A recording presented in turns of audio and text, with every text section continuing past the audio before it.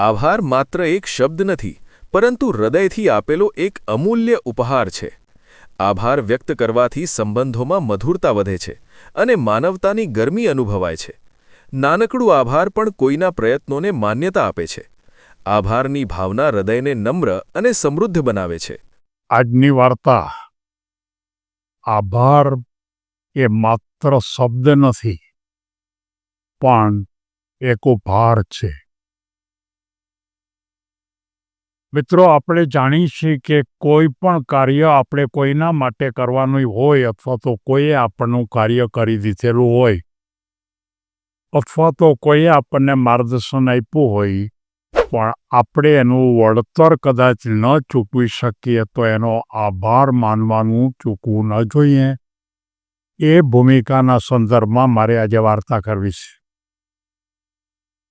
અર્જુન એક પ્રતિભાશાળી યુવાન, આકર્ષક એનું શરીર, ખૂબ મહેનત કરે.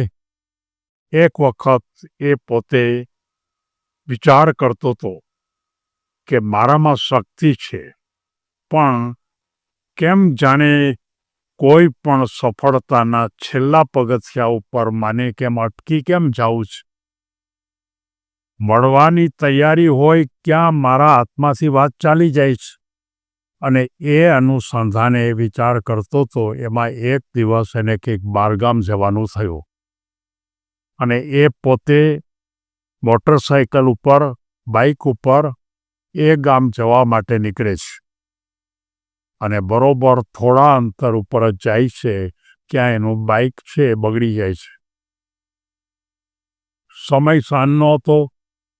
ધીમે ધીમે ધીમે અંધારું થવા માંડ્યું, વરસાદ પણ આવવા માંડ્યો. ત્યાં રસ્તામાં કોઈ બીજા મળે નહીં. હવે થશે શું, કેવી રીતે કરવું?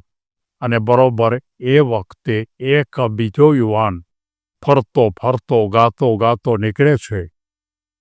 અને એ ત્યાં ઊભો, ઓલા જે ખરેખર અર્જુન ઊભો હતો ત્યાં પાસે જઈને કહે છે કે શું થયું?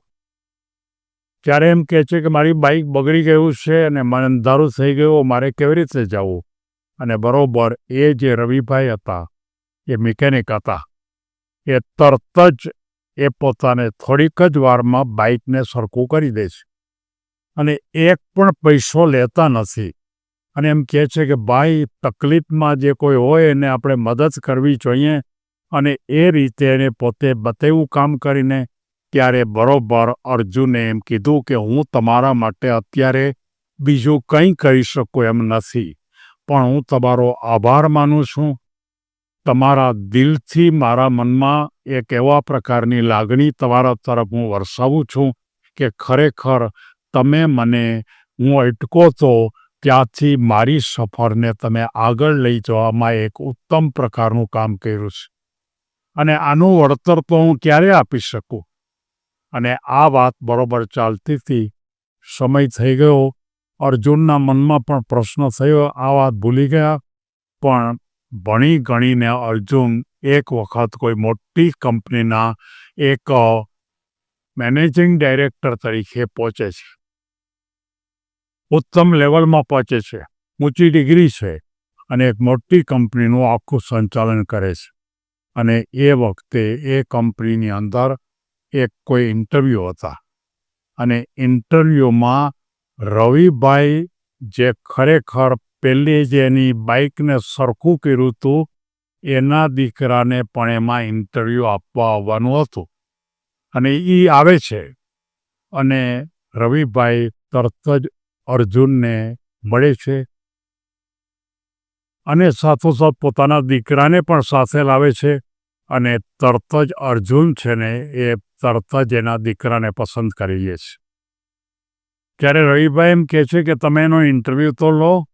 ત્યારે એને એમ કીધું કે એનો ઇન્ટરવ્યૂ લેવાની જરૂર નથી, કારણ કે તમે મારી અધૂરી સફરને આગળ લઈ જવા માટે મહેનત કરી છે એક અંધારી રાતે. અને એ વાત મને ખબર છે. અને એ ખબર છે એટલે મારે તમને તમારા અંધારામાંથી અજવાળામાં લઈ જવા માટેનું કામ કરવું જોઈએ. તમારા દીકરો અત્યારે નોકરી કરતો નથી, અને એને જો હું નોકરીમાં રાખું તો તમારા ઘરનું આખું વ્યવસ્થા ગોઠવાઈ શકે એવું મને લાગે છે. ત્યારે રવિભાઈના આંખમાં આંસુ આવી જાય છે અને એ એમ કહે છે કે તમે મને ઓળખી ગયા આટલા વખત પછી પણ. અને એ અંધારામાં ત્યારે આ અર્જુન એમ કહે છે કે ભાઈ, જ્યારે કોઈ બહુ તકલીફમાં હોય, બહુ મૂંઝવણમાં હોય અને કોઈ રસ્તો મળતો ન હોય, અને ત્યારે જો કોઈ ફિરસ્તો આવી અને એનો રસ્તો જો કાઢી લે ને, તો એનો ચહેરો કોઈ દિવસ ખુલાતો નથી. વચ્ચેના ગાળામાં હું ભૂલી ગયો છું, પણ આજે તમને જોયા, મને તરત જ યાદ આવી ગયું અને તમે તમારા જીવનમાં જે મને એક નાની વાત કરી હતી, એ વાતની ભૂમિકા આજે મારે તમને બતાવી. બંને એકબીજાને ભેટી પડે છે અને ફરી અર્જુન એમ કહે છે કે સંબંધો પૈસાથી નહીં, પણ સંબંધ એકબીજાની સાથે કાર્યમાં જોડાઈ પછી એકબીજાની અભિવ્યક્તિ, આભારની અભિવ્યક્તિ અને સંબંધો જાળવવા માટે માત્ર માન અને આભાર પૂરતા જ. સંબંધો જાળવવા માટે તમે બીજાનું કામ કરી દો એ કદાચ શક્ય હોય તો કરો, બીજાને અન્ય રીતે મદદ પણ કરો, પણ એ પણ શક્ય ન હોય તો તમે માત્ર ને માત્ર એનો આભાર વ્યક્ત કરો તો પણ જીવનમાં ખૂબ આગળ નીકળી જાઓ.